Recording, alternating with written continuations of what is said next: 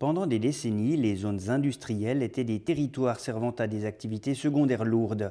Les écoparcs qui leur succèdent concilient l'activité économique avec leur environnement par une mutualisation des ressources et une qualité de vie.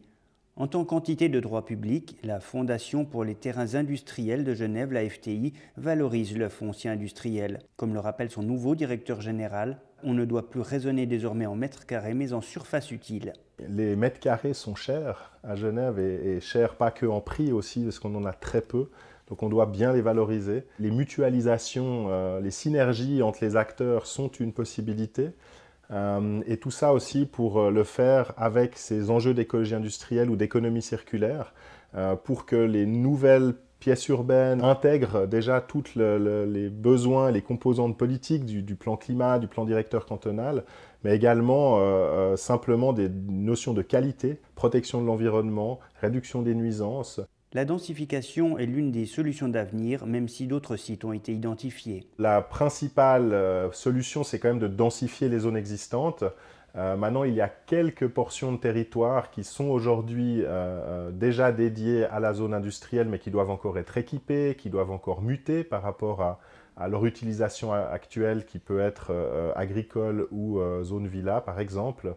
Et ces portions-là de territoire, on va pouvoir les utiliser pour faire des projets intelligents, densifiés. Il n'est pas aujourd'hui prévu de déclasser encore, et je crois que ce n'est pas les perspectives que nous donne la loi sur l'aménagement du territoire, ni la politique genevoise actuelle. Les écoparcs ne sont pas imposés aux entreprises, mais construits avec elles. Que les entreprises elles-mêmes s'impliquent dans l'avenir de ces écoparcs et aussi dans la manière de développer les projets qui doivent mettre au regard les trois piliers du développement durable, une performance économique, un respect de l'environnement et une qualité sociale et une qualité de vie générale dans les zones industrielles qui se doit d'augmenter aujourd'hui. Qu'elles s'intègrent mieux dans le paysage, qu'elles aient des services qui permettent aux employés de s'y sentir bien. Et tout ça, on doit le conjuguer aussi avec un besoin de densification, de développement plus rapide dans certains cas, pour accueillir les entreprises qui doivent se déplacer d'autres endroits pour libérer des fonciers pour du logement. Donc cette mutation-là, elle est multifacette, mais elles doivent se faire aussi aujourd'hui avec des enjeux de développement durable, avec des enjeux de qualité.